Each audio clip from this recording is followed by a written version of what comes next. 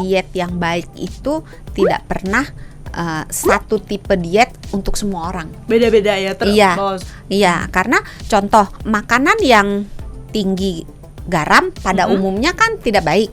Tapi beberapa orang harus makan makanan yang tinggi garam gitu. Sebenarnya intermittent fasting itu banyak manfaatnya, tergantung juga bagaimana kita mengimplementasikannya, menjalankannya. Contoh, kalau dijalankan dengan baik, dalam arti ketika jendela makannya dia makannya terkontrol, nggak membabi buta sekenyang-kenyangnya all you can eat gitu kan, itu bisa menghasilkan penurunan berat badan. Keluarnya hormon-hormon pertumbuhan yang membuat kita jadi lebih lebih cantik, lebih glowing gitu kan, sel-sel dalam tubuh lebih baik gitu ya.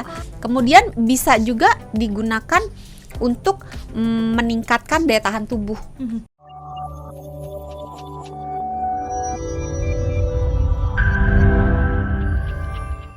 Nah, kalau misalnya ada orang nih lebih dari 12 jam, pengaruhnya apa, Dok? Nah, kalau dia lebih dari 12 jam, sebetulnya yang terjadi lemaknya kan dibakar nih. Giliran berikutnya setelah lemaknya terbakar adalah protein. Nah, orang kan bingung loh. Bakar protein kan sesuatu yang penting buat tubuh kita. Kalau terbakar, kita kalau ikut dibakar gitu kita jadi gangguan kesehatan gitu kan. Jangan salah, tubuh kita itu efektif. Jadi protein yang dibakar itu dipilih. Jadi barang-barang yang udah nggak pakai gitu. Jadi kalau misalnya kita rumah nih, misalnya ngandainnya, misalnya kalau kita rumah zaman dulu kan harus bakar kayu bakar gitu kan. Nah, kayu bakarnya kalau udah habis, dia nyari-nyari nih tapi yang dicari bukannya dinding atau atap rumah atau lantai rumah, tapi yang dicari tuh ini meja kayu, udah rusak nih kakinya segala macam, pakai deh dibakar gitu. Jadi protein yang digunakan untuk bahan bakar itu adalah bersumber dari sel-sel yang sudah rusak atau sel-sel yang kena penyakit atau yang udah lemah letih lesu, keserang atau ini bibit-bibit kanker nih kayaknya nih, pokoknya yang jelek-jelek lah itu diambil dibakar gitu. Tapi berarti boleh kalau misalnya lebih dari 12 jam tadi, Dok, sebenarnya? Kalau wet intermittent fasting itu boleh sampai 72 jam. Wah, kalau kuat. Tapi kalau ada gangguan kesehatan, misalnya udah letoy banget, udah nggak tahan banget, ya jangan dipaksakan. Karena segala sesuatu yang baik apabila dilakukan berlebih-lebihan dan orangnya tidak punya kemampuan untuk itu kan jadi timbul gangguan kesehatan. Jadi jangan maksa ya, sahabat Sonora ya.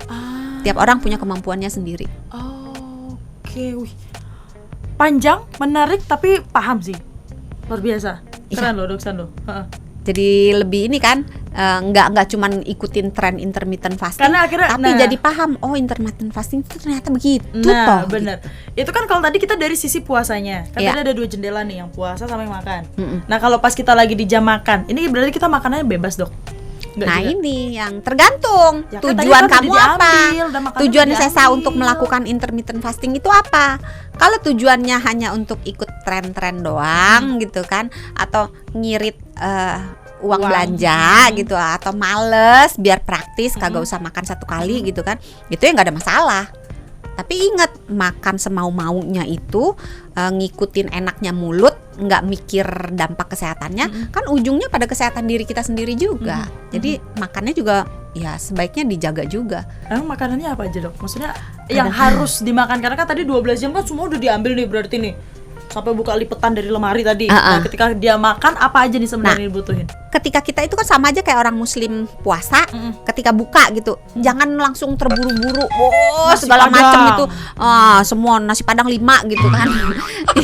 Itu nanti jadi perutnya kaget, gitu kan, baru ngaso. Kayaknya prosesnya masuk nasi padang.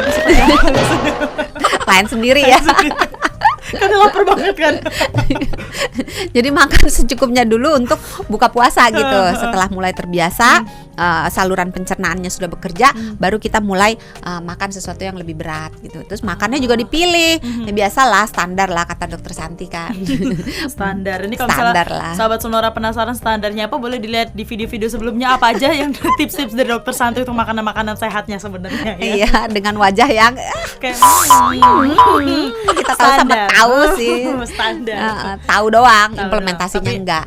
Itu dia. Doksan, tapi kalau misalnya nih kita kebalikannya, kita jaga kalori, tapi bahkan kita makannya sedikit, itu gimana? Maksudnya makannya nggak intermittent fasting tapi jaga kalori gitu. Nggak apa-apa. Karena kan sekali lagi intermittent fasting itu hanya sebuah metode, cara ya gitu. Sebuah gaya hidup yang membuat waktu makan dipisahkan dengan waktu tidak makan gitu. Tapi kalau cuman aduh kayaknya nggak sanggup deh, aku harus makan sehari 3 kali gitu. Ya monggo aja, batasin kalori ya monggo aja. Berhasil atau tidak tergantung ya tiap badan ya. Karena masing-masing jenis metode diet, jadi baik yang kalori restriction, jadi mengurangi kalori, ada penelitian yang menunjukkan dia berhasil, ada juga penelitian yang menunjukkan dia tidak berhasil.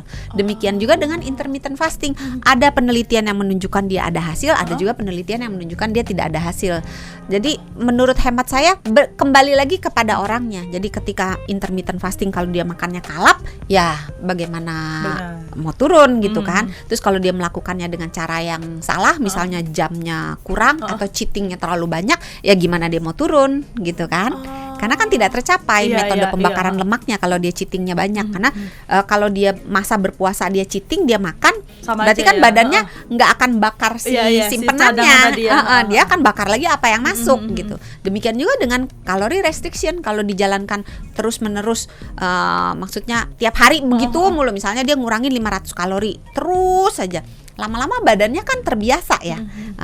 Dia akan menyesuaikan diri dengan membakar, menurunkan metabolismenya. Jadi ya masing-masing ada, kembali lagi kepada kita, coba mana yang lebih cocok pakai. Kalau nggak cocok tinggalkan. Banyak metode diet yang lain sepanjang metode diet yang digunakan tidak melawan prinsip-prinsip dasar kesehatan. Nah itu dia. Tapi intermittent fasting boleh dilakukan siapa aja kan dok? Ada batasan umur nggak? Sebetulnya untuk melakukan intermittent fasting pada beberapa kelompok orang perlu konsultasi dulu dengan dokter.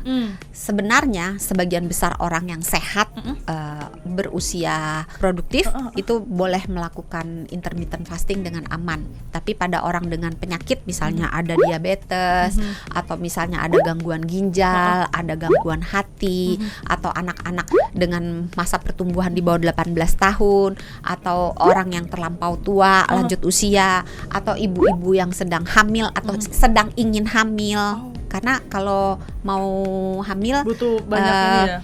Intermittent fasting pada beberapa orang mengganggu siklus haid, atau pada orang yang sedang menyusui, atau pada orang-orang yang punya gangguan psikologis, misalnya anoreksia nggak pengen makan, atau misalnya habis dia makan dia muntahin gitu, atau punya gangguan depresi atau bipolar atau kecemasan berlebih. Pokoknya orang-orang dengan gangguan psikologis atau gangguan kejiwaan sebaiknya konsultasi dulu ke dokter gitu. Jadi balik lagi nggak semuanya, kalaupun memang mau melakukan orang sakit mah atau gangguan pencernaan juga sebaiknya konsultasi dulu ke dokter. Takut nggak kuat ya dok ya? Iya. Takut kambuh mahnya gitu ya? Tergantung penyakitnya. Oke. Terakhir dok, sebelum kita closing, tips makanan intermittent fasting. Apa aja sih? Ketika puasa atau ketika makan? Ketika makan. Ya makanlah makanan yang bergizi dalam jumlah yang seimbang, standar. Rendah gula, rendah garam, tinggi serat, rendah lemak jahat. Tinggal cari sendiri aja ya, sahabat Sonora. Tinggal cari sendiri aja ya. Ya sudah, ini nampaknya minum sih. Tunggu. Sahabat Sonora lupa. Pada saat kita menjalankan intermittent fasting, minumnya jangan kurang. Makan dan minum yang cukup. Tapi kan tetap kalau itu pakainya yang wet. Iya, tapi kalau yang dry pun ketika dia jendela makan, dia harus mencukupi kebutuhan minumnya. Jangan sekaligus banyak, rusak ginjalnya. Nyicil ya. Itu tadi ya tipsnya sahabat Sonora ya. Kita harus akhiri dulu untuk intermittent fasting kali ini. Semoga bisa menjadi referensi baru juga untuk Anda yang mau diet sehat, tapi balik lagi tetap harus konsultasi tuh ya ke dokter. Mungkin salah satunya ke dokter Santi. Monggo di DM aja. DM-nya apa dok? IG-nya apa nih? IG-nya Dok San.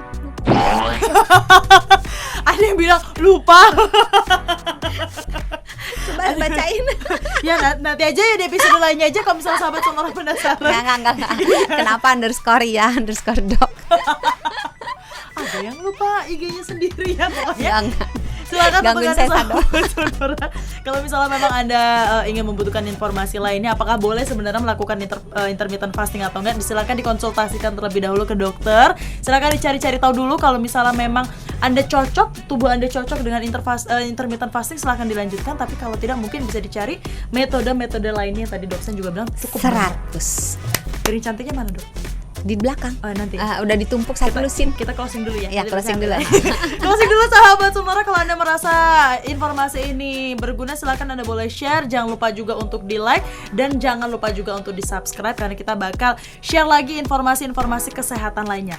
Penutup, silakan tagline-nya, Doksan. Jangan lupa, sehat itu mudah, sehat itu murah. Sehat itu mudah, sehat itu murah. Kita ketemu lagi di episode lainnya. Bye. Dah.